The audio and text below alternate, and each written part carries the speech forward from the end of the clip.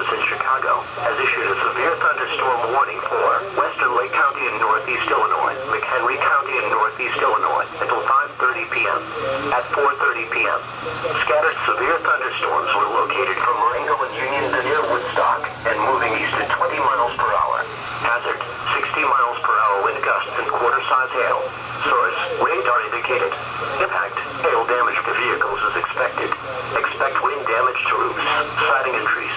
Locations impacted include Woodstock, Wonder Lake, McHenry, Island Lake, Pistakee Highlands, Wauconda, Lake Fork, Fox Lake, Huntley, Lakewood, Lake in the Hills, Hebron, Bull Valley, Prairie Grove, Oakwood Hills, McCullum Lake, Holiday Hills, Richmond, Tower Lakes and Sunnyside. Other locations affected: McHenry County College, McHenry County Fairgrounds, Moraine Hill State Park,